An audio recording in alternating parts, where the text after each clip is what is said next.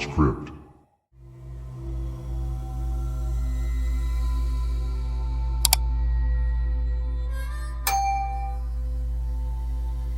Growing up poor in the deep south meant sharing a lot with my little brother, Ollie.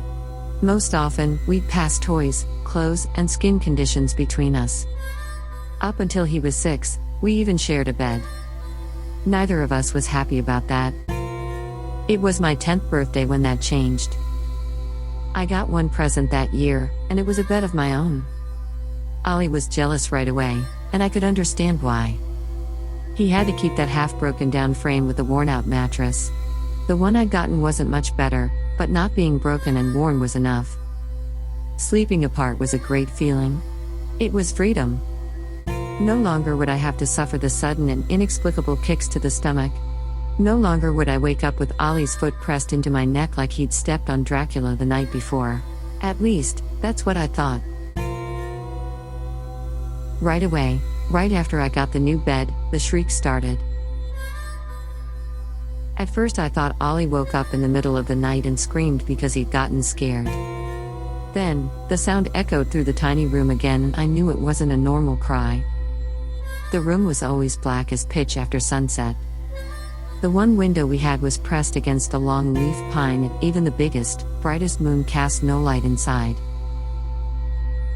The shriek just about drove me crazy. Every night, probably at the same exact time, these sharp yelps would knock me right out of my dreams. It wasn't my mom or dad yelling either. I knew what that sounded like, believe me. Most worrying of all was the fact I could never tell where it was coming from. It seemed completely random. One night it had come from somewhere near the closet.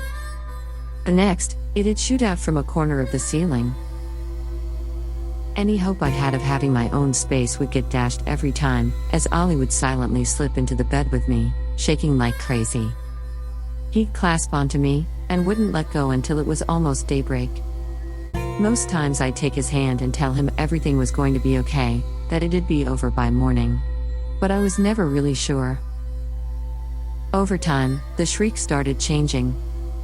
At first it was only by small degrees, but eventually it took on the primal hooting sound of a primate calling out its fierce warning. I had to clasp pillows to my ears just to keep from going deaf. Mom and Dad never believed me or Ollie, basically because the thing, whatever it was, refused to make a peep when they were in the room. Apparently they couldn't even hear it through the walls even though it was damn sure loud enough. The shriek just got worse and worse, until I felt like I couldn't take it anymore. Me and Ollie were doing really bad in school, and we just had no energy at all. I could sleep more deeply with my head propped up and eyes open in the middle of class than in my own room at night. Then, thankfully, we moved out of the house nearly a year later. I had contemplated all sorts of things, even a child's clumsy concept of suicide, to get away from the horrific nightly noise. There was no problem at the next house. It was a nice white cookie-cutter home on a dead-end street, and I welcomed the normalcy. What's more, when we moved in, there was a bunk bed waiting for me and Ollie. No more broken bed, and no more second bed that I would end up having to share anyway. The only problem was deciding who'd get the top bunk. I told Ollie I deserved it. After all, I had gotten a new bed way back, and he ruined it by climbing in every night. What? He shook his head. I never did that.